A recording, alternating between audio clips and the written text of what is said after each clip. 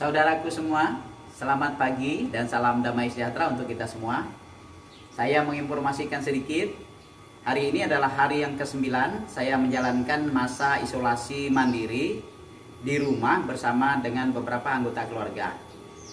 Adapun kegiatan saya hari ini, yang pertama saya bangun tidur adalah olahraga. Setelah olahraga, saya istirahat sebentar, kemudian saya mandi. Setelah mandi, saya lanjutkan dengan sarapan pagi.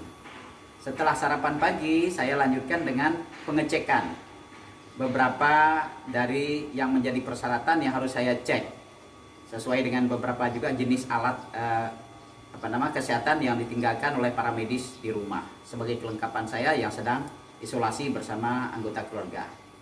Nah, kemudian saya melanjutkan dengan rileks, nyantai, tetapi saya tidak mau kehilangan waktu juga untuk mendapatkan sesuatu yang mungkin bermanfaat untuk kita, untuk semuanya.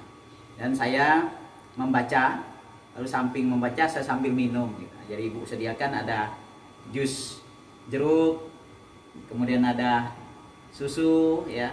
Nah, saya baca. Nah, hari ini agenda saya membaca keputusan Menteri Dalam Negeri nomor 440 strip 830/2020, yaitu tentang pedoman tatanan normal baru, produktif dan aman COVID-19. Bagaimana kita menjalankan suasana dan pola hidup baru yang aman dari COVID-19. Nah, kesimpulan yang saya dapatkan, ya moga-moga saya tidak terlalu jauh salah, adalah kita diminta untuk mengetahui yang pertama, kapan COVID ini akan berakhir.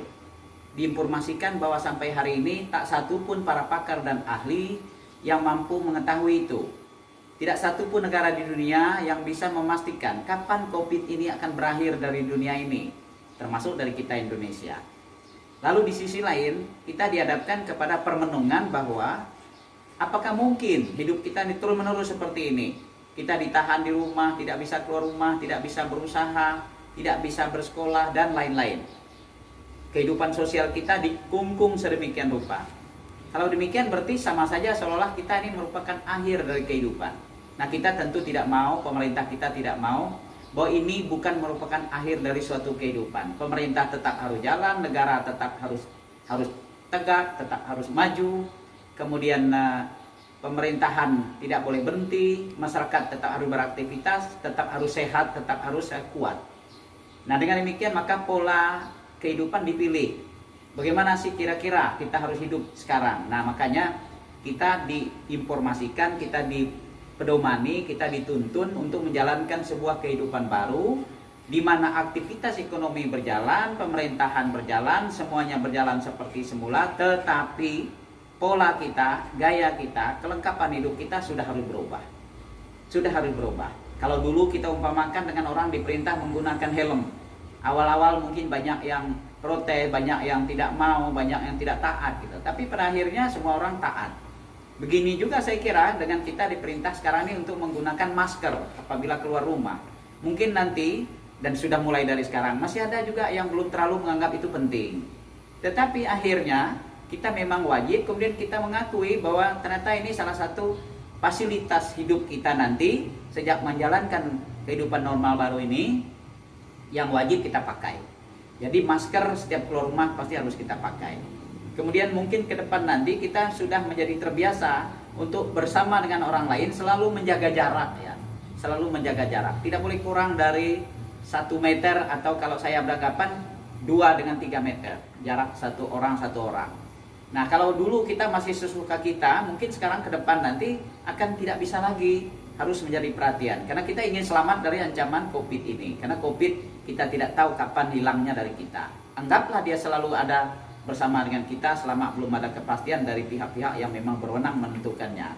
Nah, saya kira itulah tatanan kehidupan normal, kehidupan baru yang harus kita jalankan, tetapi suasananya sudah harus berubah.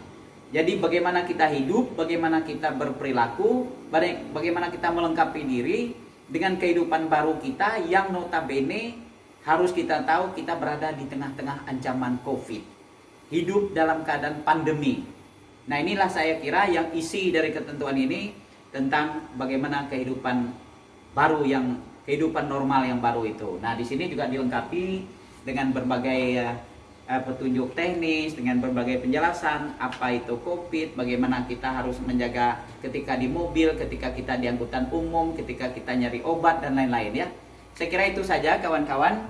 Mari kita persiapkan diri dengan baik untuk menjalankan kehidupan normal yang baru di tengah-tengah pandemi COVID-19 ini. Saya kira kawan semua selamat menjalankan protokoler COVID-19 dan salam sehat dari saya berserta anggota keluarga.